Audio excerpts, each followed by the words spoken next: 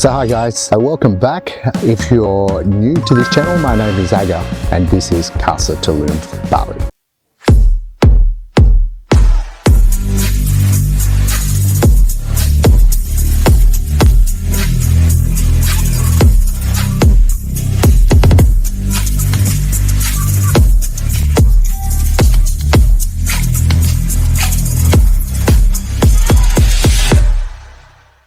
So it's been a while. We finished our last villa in Perennian. It's been on the market. I'm going to do a quick update. It's been crazy since October. We're into November now, December. So we're fully booked all the way through to the middle of February, which is just insane. It's been so hard we can't even get time in our own villa, which is hilarious. Anyway, I think in the last video I mentioned to you that would I do this again? What were my thoughts? And I said yes, we would do it again. And so today I'm going to show you basically a sneak peek of our next project.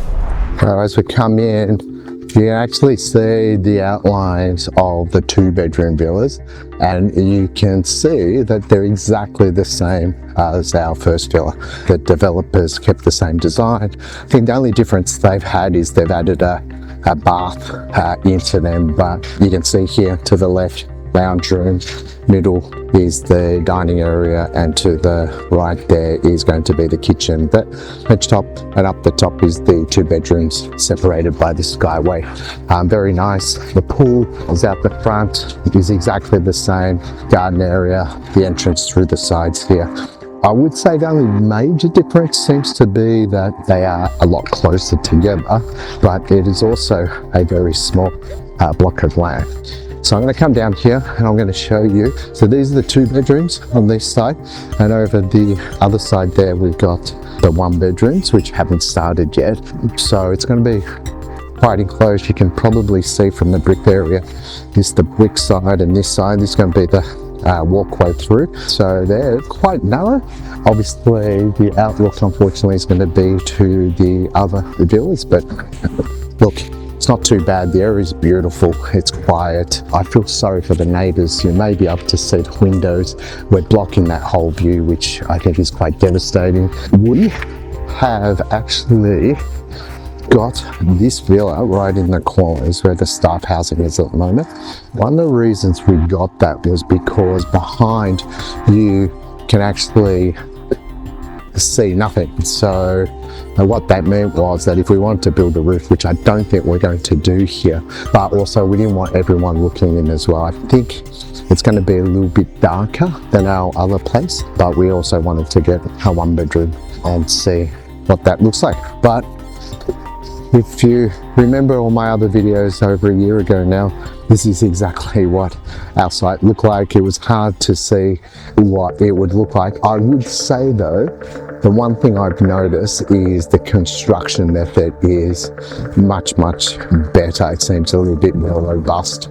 Those concrete structures that they're laying now to lay the first foundations of concrete seem to be a lot more robust than what we had last time.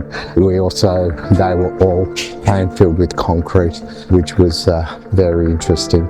But as you can see, it's I think last time I was here they had just broken ground, and we've now got structures for at least 2 of the 2 bedrooms. So just behind us, who you'll probably see, is our next project. It's a 1 bedroom, same design. I will put some of the renders in here to have a look.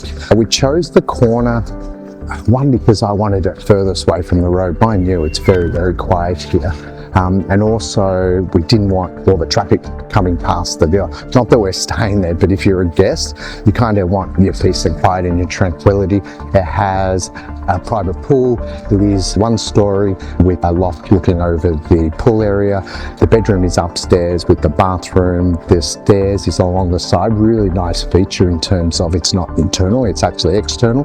Bedroom opens up to a nice decking that you can look outside, and obviously not a great view, but a view nevertheless. It was cheaper.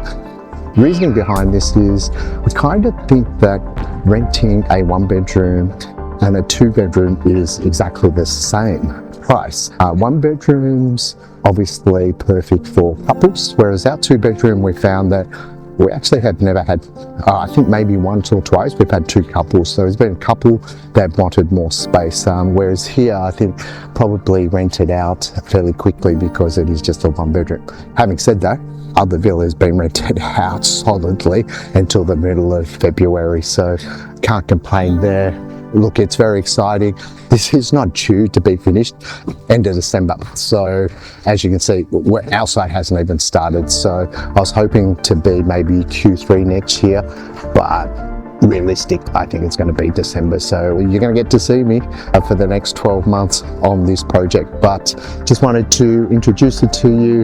The name, we've been very creative. It's going to be Casa Tulum II, and hopefully you can enjoy following me again on this second journey. I'll give you an update on the other villa as well, as we've been renting it out. But I just wanted to basically show you our project for 2026. So this is the lead up to the road. You can't even hear any of the traffic at the end, and this is one of the reasons why we picked it. I think a lot of this is going to be developed. This is new construction at the beginning, which I think is the owner of the block of land as well. But you can see how far this internal roadway goes. So literally its path, Canggu proper is literally around the corner. So you still have access to all the facilities, but unlike Casa Tulum I, so unlike Casa Tulum I, where you've got some bit of the noise, but it's also a ton of traffic as soon as you leave there, which is fine. But here you don't have that traffic.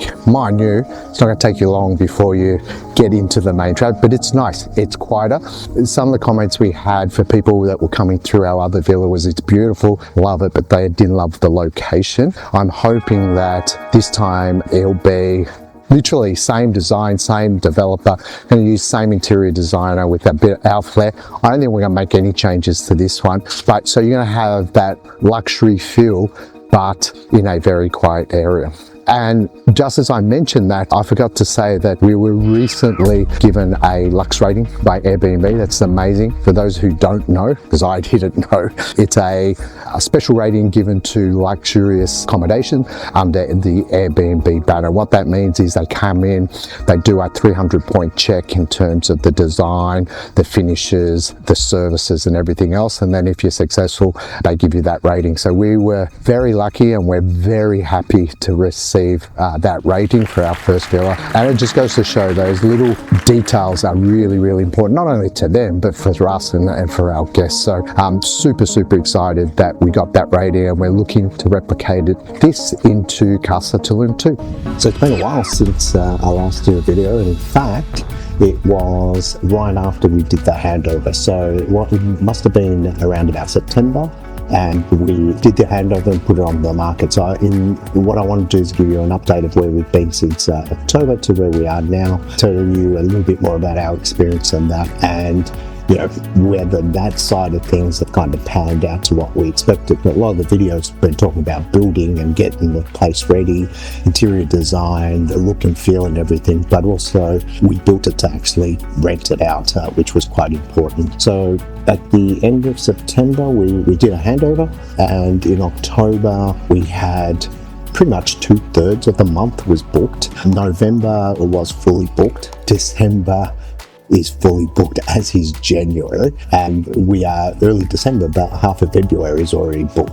So to our surprise, with not a lot of marketing or anything, our villa has exceeded all our expectations. So interestingly, we've had people who've booked it for a month or a couple of weeks. But the other thing I found interesting was that when there were bookings that were in between weeks or in between weekends, surprisingly, they also got snapped up as well. And I think the biggest surprise for me was Christmas. We had a booking before Christmas, and a booking after Christmas. We had these really awkward dates in between, and they were snapped up by a couple of people. So what would attribute to that? I don't know. I just don't have enough information. Being back in Bali at the moment, it is fairly quiet here. Everyone is saying how quiet it is. So I'm super, super excited that our villa is fully rented out until the middle of February. So what has our experience been? Look, met with quite a few property management companies, some really good, some not so good, and we decided to go with Bali Superhost it's really hard until you actually start running this to see how they are. I am super surprised that their staff, their attention to detail and everything has been exceptional. So yes, you pay quite a bit of money to have all of these things done, but as owner, you don't feel like you have to do all these extra things. And they could be little things like an extra mop or, a hose or all those things. If you want to, or they think they need it, it just gets done, gets taken out of the rent. And as an owner, especially one who doesn't live here, a lot of the things that potentially could be problems are not problems. So my suggestion for anyone who wants to do this is make sure you get a very good property manager to manage your property and look after it and do everything that you would want to do yourself, but they would do that. So I've been super happy. There has been a lot of talk, not just through me, but other friends who had villas as well, is what are these fees? Look, they're not cheap. You could probably be paying 50-60% all in after taxes and everything else, and you're only getting 40%. So the question would be, is this worthwhile just to get 40%? Now, if you take off all the running costs and all the on costs that you would expect to have, the actual fee isn't too bad. It's just when it's all collective and you kind of then start to question, why am I doing this? Does it actually make sense? But wouldn't it be nice to know that whatever ends up in your bank account at the end of the month has paid everything you need to do, including the taxes, and there's no surprises after that? Ultimately, you get what you pay for. My suggestion is don't scrimp and save on those little things, because it will make a difference in terms of the experience for your guest.